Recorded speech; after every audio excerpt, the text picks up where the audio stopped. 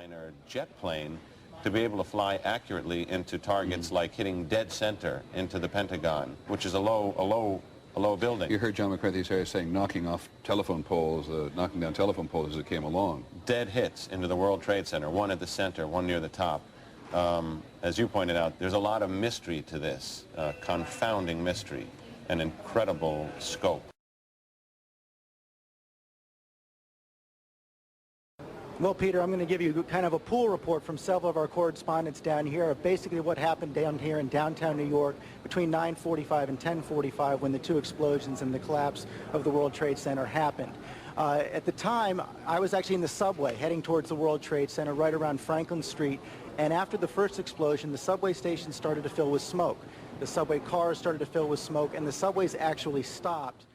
Did you see what happened? What happened? Well, I was in the PATH train, and there was a huge explosion sound. Everyone came out. We went down to the PATH train, which is like 2 levels below what you see right up here. Did you see what happened? What happened? Well, I was in the PATH train, and there was a huge explosion sound. Everyone came out. A large section of the building is blown out, around like the 80th floor. When you exited the subway station due to a lack of smoke, Eileen? It was very smoky, and then we exited on Church Street out of the PATH train station. I crossed over to Church. They were having coffee in the World Trade Center when the first plane struck.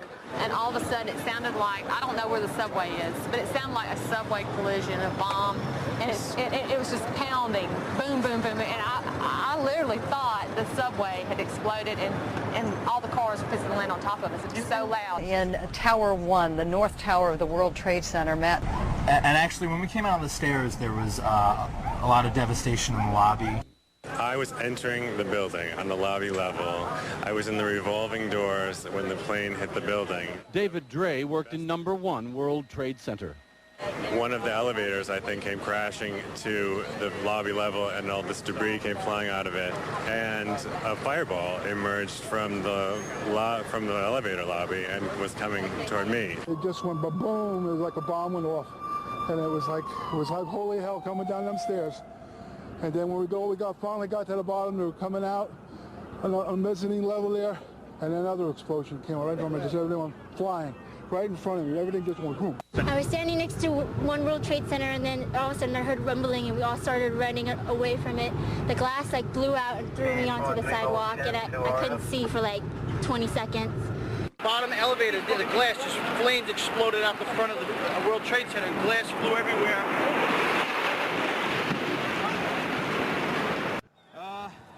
Big boom, come down the steps, everything fine till we got to the basement, and then everything just fell in. I got trapped under there with another guy, crawled out, kept getting hit in the head, bounced all around, finally we clawed our way out over the rubble. Yeah. Come on down. We did all right. All right, way to be, Tom. Let's go. Witnesses spoke of how eerily calm the survivors, even the injured, appeared to be. And all of a sudden, it was this big explosion. I don't know if it's just like what you just seen. That's what we went through before we came out of the building. Then when we get out the building, then another smoke cloud came. We had to go through that smoke cloud again. We saw a shadow. It looked like a plane. Next thing we know, it was boom, boom, and the floor started shaking. And then we saw debris fall down. And next thing we know, we had to get out of the building. We stuck on the stairs for a while. We finally got down to the lobby. Then we get to the lobby, it was this big explosion. So I was real lucky. I don't know what happened to the people behind me when that blast occurred. I asked him what happened. What was amazing about his story was that he was in the lobby of World Trade Center 1 when the first plane hit.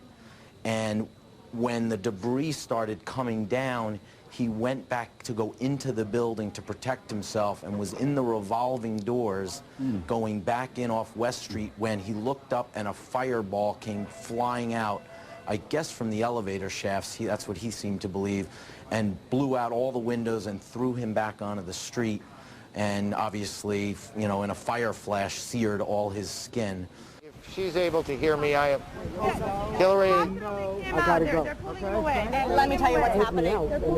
They're taking away Lieutenant Sam Esposito. They just was an off-duty officer just ladies, a paper's block away, came running out of the office when he saw what was happening, and has told us a very compelling story. We were trying to get him on tape. He really should not have been out of the hospital, but said he actually needed a cup of coffee, and that's why he walked out. But his story was that he ran in. He went into the daycare center, which really hasn't been mentioned very much, on the second floor of one of the World Trade Center buildings. And the good news, he said, was there was nobody in that center, but he made his way up. He pulled people out with him as they resisted, and then there was an explosion. He said car exploding outside, knocked him unconscious, and he was rescued himself by a firefighter brought here to St. Vincent. So a very compelling story. I wish he could have told it for himself, but you may have seen he wasn't, I guess according to the hospital, in the condition to be outside. Back to you. I actually, just to clear things up, I wasn't in the building. I was in the World Financial Center, which is directly behind it. Anything else you know that you'd like to add? Just as I was coming out of the building, I heard somebody sort of ushering people away, and they were saying, you guys got to get out of here, it's a bomb. Many thanks, Lindsey Grimm.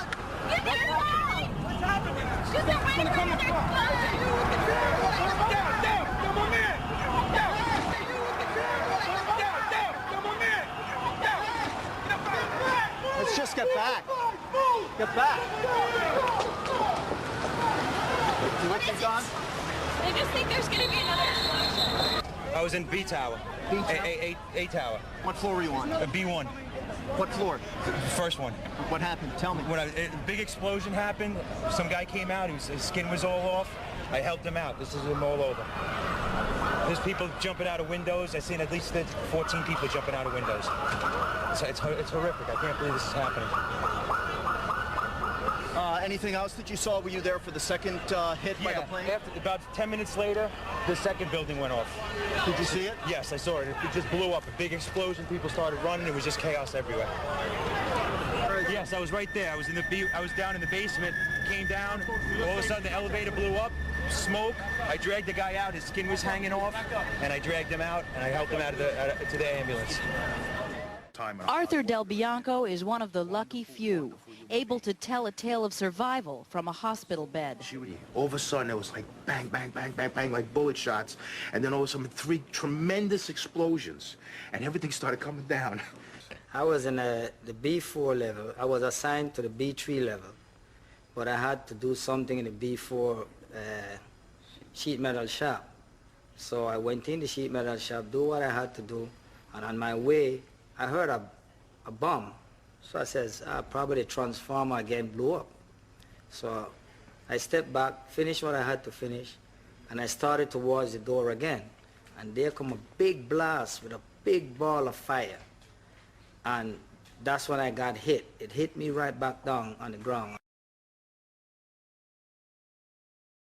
I have talked to people who are inside the building, one of them Fran Martin, who is the aunt of someone who works here at ABC, and she was saying that the first experience inside the building was that earthquake-like feeling a number of people have mentioned, and then something else in an eerie silence. I work on the building 1, the one that got hit the first time. Tell me what happened. I was on the basement, which is a support floor for the maintenance company, and we hear like a big rumble, not like an impact, like a rumble, like something like moving furniture on a massive way, and all of a sudden we hear another rumble, and a guy comes running into our office, and all his skin was off his body.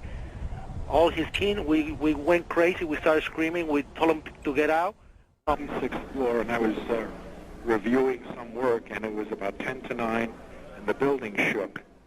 And I felt it was an earthquake, and it didn't bother me because I felt the building could sustain earthquakes. They were built for that. And then there was a huge explosion, and the ceiling fell. And I got out of that conference room. Go ahead, Dennis. Essentially, I was, sort of at my desk working, general office activity, and felt an enormous, it almost felt like an earthquake. Like I could literally feel and see things in the office moving and the floor moving. I was on 36, so it wasn't too terrible. I was on the 28th floor of number 7 World Trade, working in the southeastern corner. Okay, what did you hear? At around 8:40, you heard a tremendous explosion, followed by what felt like an earthquake rumble. The initial instinct was that something hit us. First, it was a question of, is this an earthquake? Imagine, if you will, being on top of a telephone pole and just having a truck at top speed just slam into that telephone pole. That's exactly what it felt like. Was the building, I mean, those are solid buildings, was it moving? It shook for about a second or two. It actually did move substantially.